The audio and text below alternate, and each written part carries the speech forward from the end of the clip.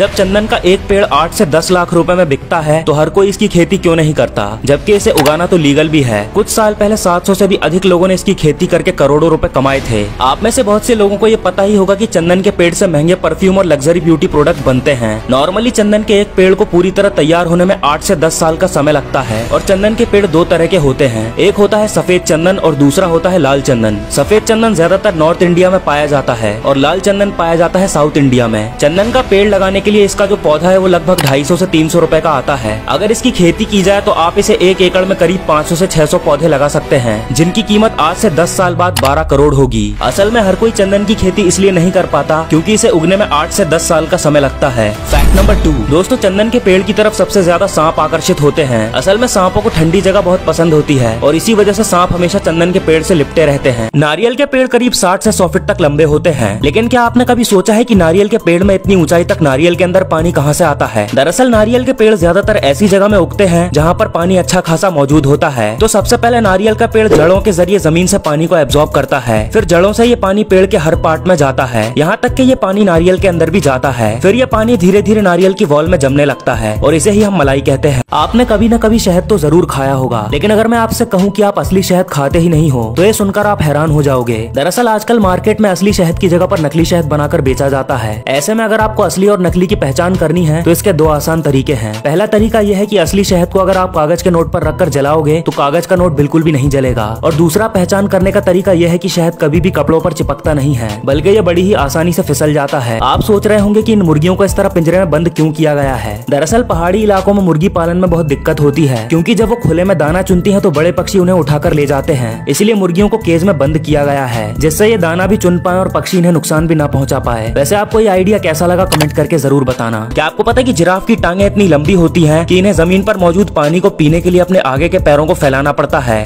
दोस्तों ये तो आपने सुना ही होगा कि छिपकली अपनी पूंछ काट लेती है, लेकिन आखिर छिपकली ऐसा करती क्यों है? दरअसल जब भी छिपकली खतरे में होती है तो वो अपनी पूंछ को छोड़कर भाग जाती है, ताकि हमला करने वाला कंफ्यूज हो जाए और छिपकली को बचकर भागने का मौका मिल जाए। पक्षियों का राजा मोर सांपों के राजा किंग कोबरा को भी मार देता है। जहाँ सांप बड़े से बड़े हाथी और इंसानों को मार देता है, वहीं एक मोर से क्यों हार जाता है? दरअसल दोस्तों मोर सांप से सख्त नफरत करता है और जैसे ही सांप मोर के इलाके में जाता है वैसे ही मोर उसे काटकर मार डालता है। वो इसीलिए क्योंकि सांप को मोर के अंडे बहुत पसंद होते हैं और मोर को पता होता है कि सांप उसके अंडे खा लेगा, इसीलिए वो सांप से हमेशा चौकन्ना रहता है और जैसे ही सांप उसके सामने आता है वो उसे काटकर मार डालता है। और इतना ही नहीं, सांप को मारने के बाद वो उसे खा भी जाता है। आपको पता है कि हाइना इतने खतरनाक होते हैं कि इनका एक बड़ा ग्रुप मिलकर आधे घंटे में बड़े से बड़े जानवर को पूरा खा सकता है। गाय के दूध की तुलना में कॉकरोच के दूध में ज्यादा प्रोटीन होता है। वैसे आपने अभी तक किस किस जानवर का दूध पिया है कमेंट करके जरूर बताना।